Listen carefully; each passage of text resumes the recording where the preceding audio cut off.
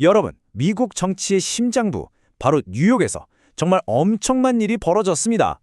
34살의 정치 신인이 모두의 예상을 뒤엎고 거물을 쓰러뜨렸는데요. 이 놀라운 사건, 지금부터 그 배경과 의미를 깊숙이 한번 파헤쳐 보겠습니다. 자, 화면에 보이는 이 숫자 34. 이게 대체 뭘까요? 이게 바로 이번 이야기의 핵심입니다. 34. 네, 이게 바로 뉴욕의 새로운 시장, 조란 맘다니의 나이입니다. 수십 년 동안 기성 정치인들이 꽉 잡고 있던 자리에 완전히 새로운 세대의 리더가 등장한 거죠. 근데 이게 그냥 젊다는 것, 그 이상이요. 뉴욕시 100년이 넘는 역사상 가장 젊은 시장의 탄생이라는 그야말로 전무후무한 기록을 세운 겁니다.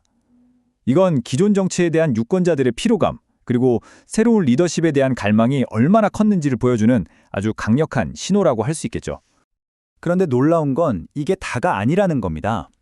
맘다니는 뉴욕 최초의 무슬림 시장이기도 합니다. 특히 9.11이라는 아주 복잡하고 아픈 역사를 가진 도시잖아요, 뉴욕이. 그런 곳에서 그의 당선은 단순한 세대 교체를 넘어서서 훨씬 더 깊은 사회적, 문화적 변화가 시작되고 있다는 걸 의미합니다. 자, 그럼 먼저 이 역사적인 시장, 조란 맘다니가 대체 누구인지부터 한번 살펴볼까요? 말씀드린 대로 34살의 민주사회주의자 그리고 인도계 무슬림인데요.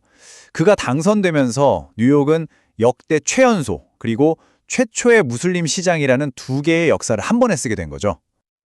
아니, 근데 상식적으로 이게 어떻게 가능했을까요? 정치 경험도 거의 없는 신인이 어떻게 그런 거물 정치인을 이길 수 있었을까요? 그 비밀을 한번 파헤쳐 보죠. 모든 것의 시작이었던 그 치열했던 경선으로 한번 돌아가 보겠습니다. 이건 뭐 정말 다윗과 골리앗의 싸움이라고밖에는 설명이 안 돼요. 한쪽은 이제 겨우 33, 사실상 거의 알려지지도 않았던 주하원 의원 맘다니였고요. 다른 한쪽은 누구였냐?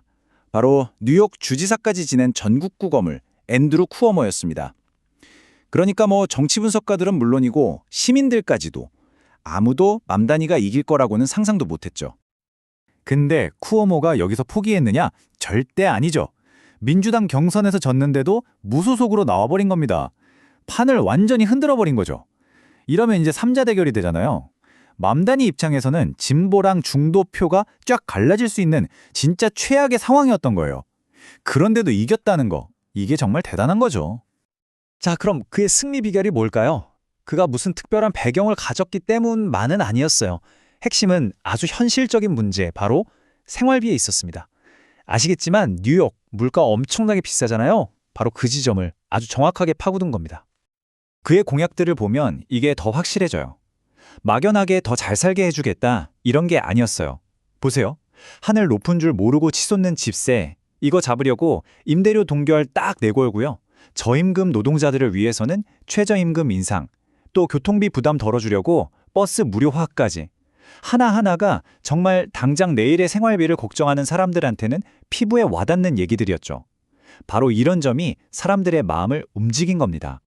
하지만 이렇게 판을 바꾸려는 시도에는 당연히 엄청난 저항이 따르기 마련이죠. 공화당이랑 재계는 물론이고요. 심지어 같은 민주당 내에서도 이건 너무 나갔다면서 아주 맹렬한 공격이 시작됩니다. 자, 반대편에서 들고 나온 첫 번째 프레임이 바로 이거였습니다. 좌파 포퓰리즘이다. 이게 무슨 뜻이겠어요? 네 정책은 현실성도 없고 그냥 사람들 인기나 끌려는 위험한 생각일 뿐이다. 이렇게 공격을 시작한 거죠. 그리고 이 논쟁에 기름을 부은 인물이 등장합니다. 바로 도널드 트럼프 전 대통령이죠. 트럼프가 직접 나서서 맘다니의 정책이 뉴욕을 완전한 경제적, 사회적 재앙으로 만들 거다, 이렇게 맹비난을 한 거예요. 순식간에 뉴욕시장 선거가 미국 전체의 이념 대결체로 번져버린 거죠. 그리고 공격의 수위는 여기서 멈추지 않았습니다. 트럼프는 맘다니에게 공산주의자라는 딱지까지 붙입니다. 아시겠지만 미국 정치에서 이건 거의 뭐 낙인이거든요. 토론 자체를 막아버리고 그냥 위험한 사람으로 만들어보려는 의도였던 거죠. 이게 그냥 말로만 하는 비판이 아니었어요. 트럼프는 한 발 더 나가서 만약 맘다니가 당선되면 뉴욕시로 가는 연방 지원금을 끊어버리겠다고 협박까지 합니다. 이건 뭐 시장 한 명을 반대하기 위해서 800만 뉴욕 시민 전체를 인질로 삼겠다는 얘기나 다름없었죠. 근데 진짜 흥미로운 건요. 이런 공격이 공화당 쪽에서만 나온 게 아니라는 점이에요. 맘다니가 속한 민주당 내부, 특히 중도 성향 정치인들 사이에서도 와, 저 정책은 너무 급진적이다. 이러다 중도층표 다 잃는다. 이런 우려와 비판이 막 쏟아져 나왔습니다. 민주당 안에서도 얼마나 깊은 생각의 차이가 있는지를 보여주는 장면이었죠. 자, 그럼 이게 그냥 뉴욕이라는 한 도시의 해프닝으로 끝나는 걸까요? 절대 아니죠. 지금부터는 이 사건이 미국 정치 전체에 어떤 의미를 던지는지 그 큰 그림을 한번 보겠습니다. 많은 전문가들이 맘다니의 승리를 이렇게 표현합니다. 트럼프 시대에 생긴 균열이라고요. 그러니까 트럼프가 만들어 놓은 그 보수적인 정치판에 진보 진영이 아주 강력한 한 방을 날렸다는 거죠. 그리고 이건 민주당 내에서도 진보 세력이 얼마나 커졌는지를 보여주는 결정적인 신호탄이라는 분석이 많습니다. 맘다니의 승리에는요, 앞으로의 미국 정치를 읽을 수 있는 4가지 중요한 흐름이 담겨 있습니다.